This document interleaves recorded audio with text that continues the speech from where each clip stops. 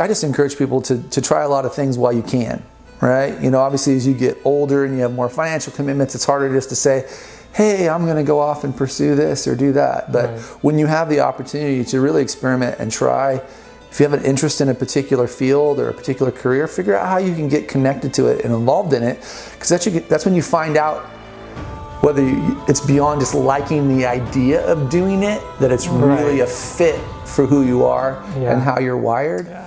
What is up, everyone? This is Yudi and welcome to another episode. I believe that we hustle every single day to execute our dreams, but sometimes we lack motivation and inspiration. To help you with that, my channel is focused on bringing different hustlers and personalities who will share their ideas, thoughts, and their journey to success. So let's get started. I am super excited to introduce today's guest. He is an entrepreneur, business leader, and a life coach. Believe me, before this meeting and this video, I did not know this person. But as soon as I knew him, he's become one of my mentors in life. He has taught me a lot of leadership and entrepreneurship just in 3-4 meetings I had with him. He has successfully ran over a dozen of startups and helped build many small businesses. In his current role, he is managing partner and president of design, marketing, and media company called MC2 Design in Chico, California. He has heart for entrepreneurship and people.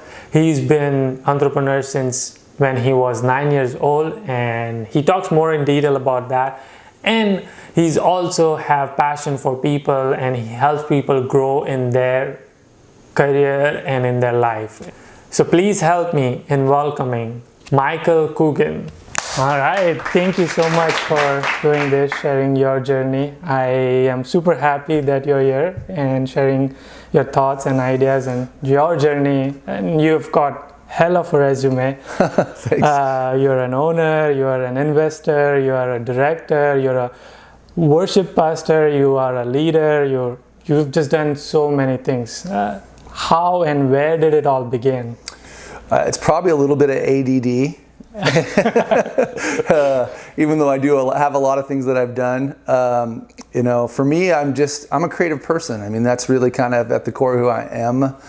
It's doing things creatively, even building businesses. That whole aspect of entrepreneurship is a very creative process, right? It's that whole thought of coming up with the ideas and coming up with the strategies and figuring out how all the pieces fit together to build something that's successful. And as a songwriter and as a musician, that's a creative part to it. In MC2, everything we do is creative. Even though we're solving business problems for clients, even though we're helping them, reach marketing goals and marketing objectives, it really is all creative. It might not necessarily be, pencil to paper or what I do might not be, I have a good creative eye, but I'm not very good in Photoshop or Illustrator. I hire incredibly talented people who are good at those kind of things. But in the big sense, even with some of the movies I've worked on and produced, that's just creativity. It's, it's like I'm constantly thinking about things, and thank God for Evernote.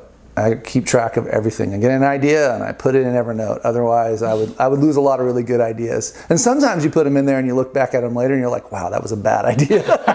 Seemed amazing at the time. Right. Especially those ideas you get in the middle of the night. You wake up and like, oh, that is the funniest idea ever. I should write that down. And you write it down and you look at it in the morning. You're like, you were half asleep. It wasn't very funny. So, but when you were a kid, did you always think that you will become this entrepreneur, investor? I don't know if I didn't really know what an entrepreneur was or that kind of thing, but I mean, I think I officially started my first business when I was 9 or 10 years old. Oh, wow. Yeah, and so I was, it's funny that you call this, Coffee with Hustlers. I always felt like as a kid I was a hustler. I was always figuring out how to make money and, opportunities to make money, mowing neighbors' lawns. And, I would just go and push my mower around the neighborhood if someone had long grass, and just knock on their door and say, hey, can I cut your lawn for $2? And I would do that stuff all the time. Like I found out that if you got a gunny sack full of black walnuts, you could get like $4 a bag for the gunny sack. So I'd cart a gunny sack around on my bike, going all over town to people's just random black walnut trees and pick them up, you know, to make money. Yeah. But I had made some money from mowing lawns or whatever, and had gone down to the local like little mini mart there, where I grew up, and I bought a big bag of M&Ms. I wanted M&Ms, and I'm walking up down the aisle like, what am I gonna splurge my money on? And I saw the big bag of M&Ms, and I bought the big bag of M&Ms, and I was walking back home. It was only just a couple blocks from my house, and you know, a friend of mine saw me. He came up on his bike. He said, "Hey, can I have some?" And I'm like, "For a quarter?" And I was kind of joking. He's like, "Okay." And he gave me a quarter, and I poured some into his hand, and it was just like the light went on. So I like went home, and we had a bunch of Dixie cups, and I like basically took the M&Ms and I poured them in Dixie cups, and I just went around the neighborhood basically selling them for a quarter or whatever I could get for them. Right. But I could pretty much double or triple my money, you know, basically selling M&Ms. Right. So that was kind of the beginning of it. You know, I was just always thinking about ways that I could make money. I mean, it's like, I love to tell the story. I like to take credit for starting Fight Club, because when I was a kid for my birthday, I got two pairs of boxing gloves from the Western Auto. And so instead of just, you know, having boxing matches with my friends, I actually would put on boxing tournaments. Wow. And charge kids, you know, to be in these tournaments and to beat each other up. It was, needless to say, the parental boxing commission shut that down pretty quickly, because a lot of kids went home crying. But I pretty much looked at every way that I could make money, or any idea that I had. I did a lot of things because I enjoyed them. Like, you know, right out of high school, a buddy and I started a company called California Action Adventures. And basically it was taking people paintballing, taking people whitewater rafting, you know, a variety of things. And so we would arrange these trips, and we never really made any money. We made just enough so that we could do it for free. Right. You know, so a lot of things that I've done have been like, hey, this seems like a cool thing. I'm going to get into it, and I'm going to try to figure out how to make money. In high school, I had a skateboard business because I was totally into skateboards. And so, you know, instead of just riding them, that I would sell them to people, you know. So I did a lot of that. So as I've gotten older, you know, I realized what that was. You know, it was just this kind of entrepreneurial kind of, you know, way and spirit that I had, and you know, and really just thinking about ways in a creative way, figuring out how, hey, you can take this idea and leverage it into something more. Right. And that's pretty much the start of it. You know, But it's interesting. I've talked about it in one of my other video. A lot of people have great ideas, and you know, like you said, okay, you got an idea, put it down in your journal or your Evernote, and how do you, like, you know, the biggest difficulty is to implement them or to start working on it. And how do you, because you seem like you have ideas and you just start working on it, how do you get started on it? Well, I don't always implement every single idea. Right. There's a lot of ideas that I wish that I did, you know, but I don't. Some of them just naturally have traction.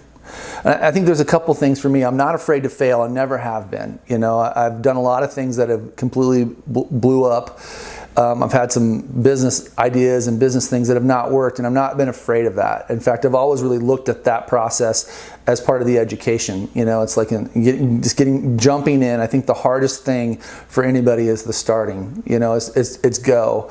Whether it's a good idea or a bad idea, I think the best thing we can do is just go and learn from that experience. Whether it ends up being successful or not. In my opinion, they're all successful because there's all takeaways from every single one of those things that you did that didn't work, and you're like, okay, I won't do it that way next time, I'll do it this way, or I'll make this tweak to it, you know. But you wouldn't know that necessarily unless you went through and experienced that. I actually feel like I'm really good at ideas. I'm not very good at execution. Like, I'm good at the big part of what I do in our organization, MC2, is that, you know, it's the big picture. It's you know, this is where we're going. This is the 20,000 foot view of the arc of that, and where we see ourselves in the future. And then here's the pieces that need to happen to make that go.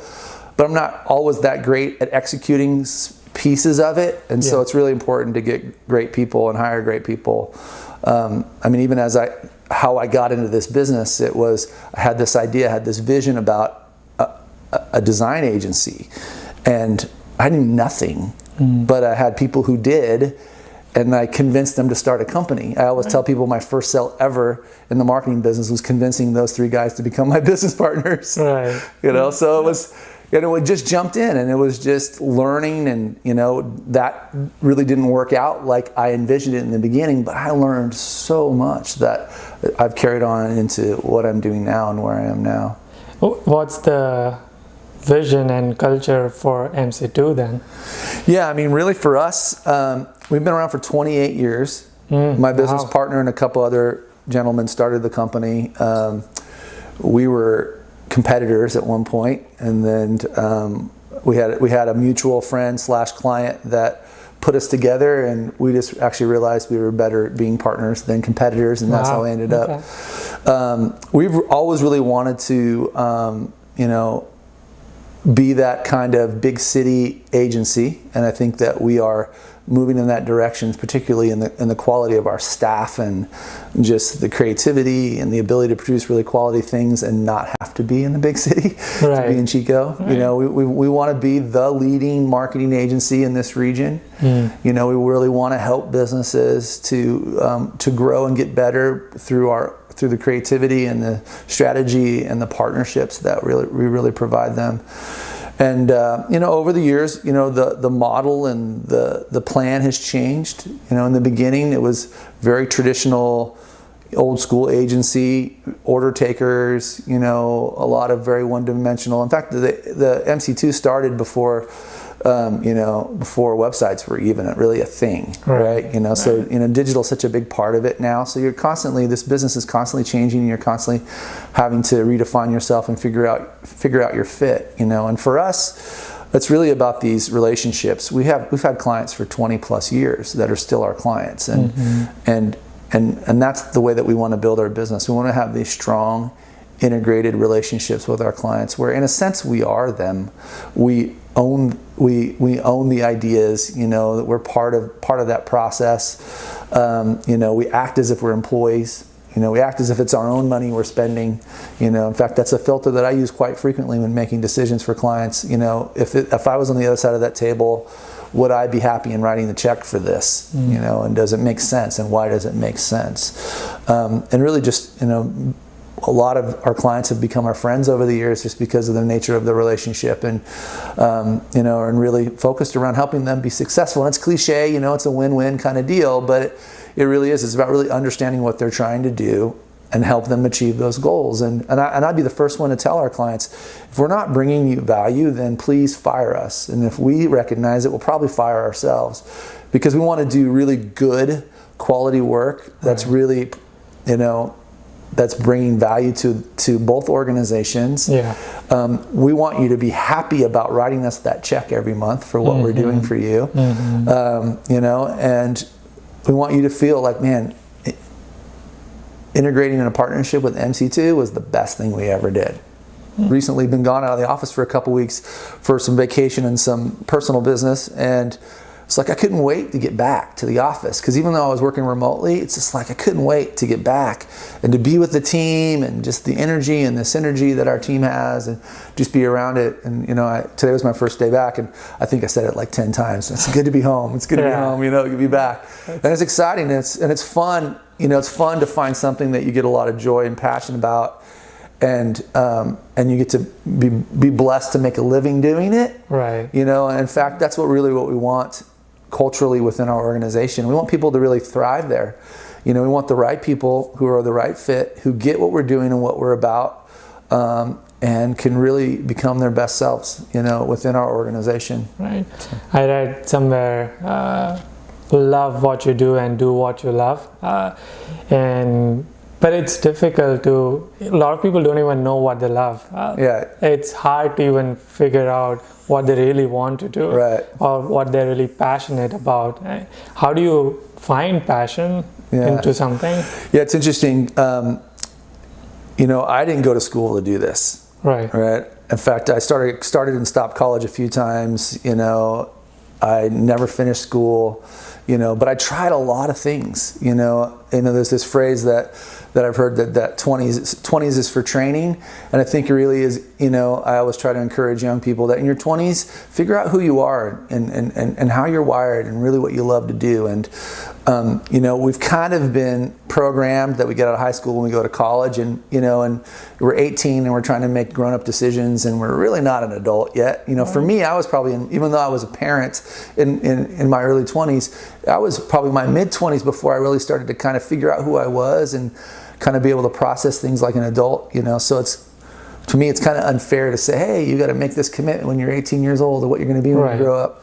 And so it's like I just encourage people to try a lot of things while you can, right? Obviously as you get older and you have more financial commitments, it's harder just to say, hey, I'm going to go off and pursue this or do that. But when you have the opportunity to really experiment and try, if you have an interest in a particular field or a particular career, figure out how you can get connected to it and involved in it, because that's when you find out whether it's beyond just liking the idea of doing it, that it's really a fit for who you are and how you're wired. And I'm also a big proponent of not making decisions about money.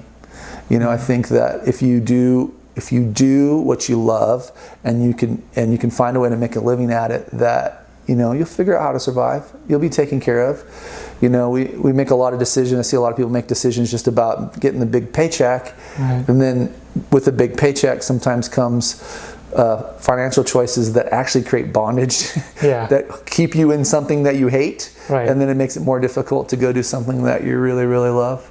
I know that we have talked about it before when we met. You spend so much time, you like you said, in early age you were a hustler, and I believe that you are still now, and you hustle in the morning, night, and you don't know the hours. But how do you manage your time? What does your day look like? How do you do time management? I'm typically awake by 5. This morning I was awake at 4:15, and so I choose, instead of just laying in bed, I just get up, and actually that's some of my most productive time is in the morning. So I usually don't go to the office until 8:30, and so I work out a couple days a week, and I to spend quiet time. I spend time reading. I spend time studying. I spend time writing. I still have other creative outlets. Being a musician, I have this rule I have to create every day. So I need to write something musically, write something on paper. I need to do something that's creative every day. And so a lot of that happens in the mornings. A lot of the big ideas, a lot of the thoughts, a lot of the clarity for me is really in that early morning time. And usually by 5, 6 o'clock, we usually are pretty consistent about having dinner at 6, and I go home for lunch every single day because I can. Maybe one day a week I go out for lunch, but because I can go home and have lunch with my wife, I make that a point that I go home and I have that time, and I disconnect and I get to be there. And then we typically have dinner around 6 o'clock every night, and so I try to when I can. Sometimes there's deadlines and other commitments that change that, but I try to walk out of the office and turn into a husband, or I have some roles at my church, ministry roles at my church, that I can just focus on those priorities and just kind of change hats. But I try to be super, super efficient with the time that I have. I tell people that I work half days. There's 24 hours in a day, and I work 12 of them.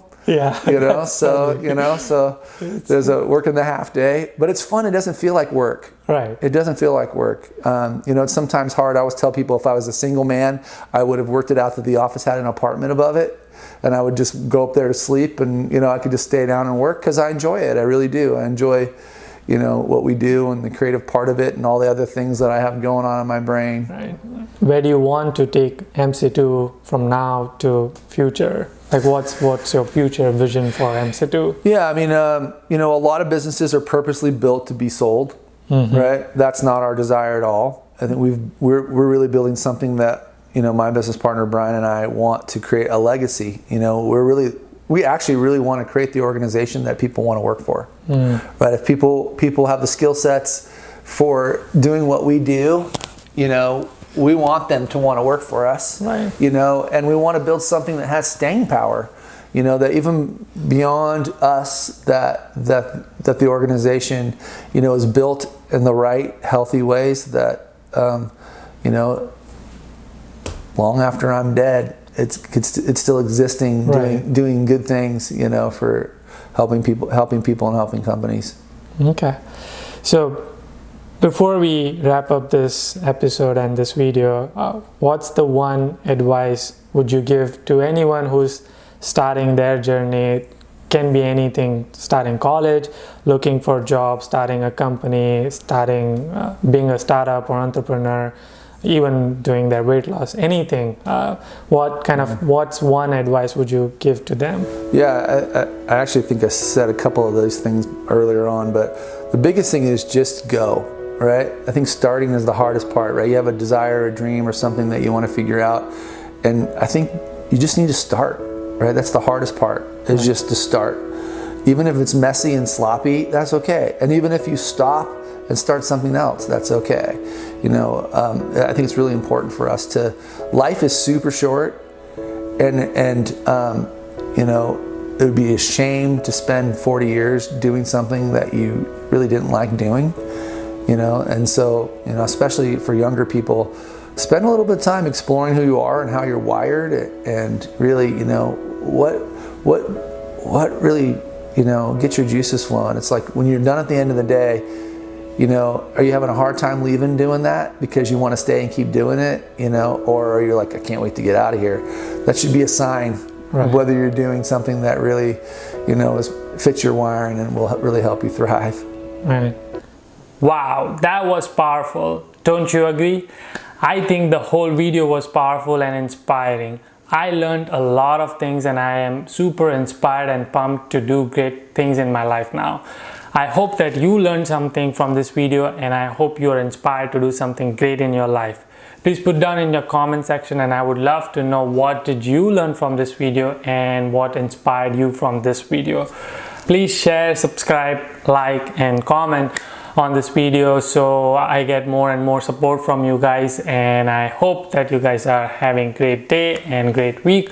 Until our next episode, keep smiling and keep hustling.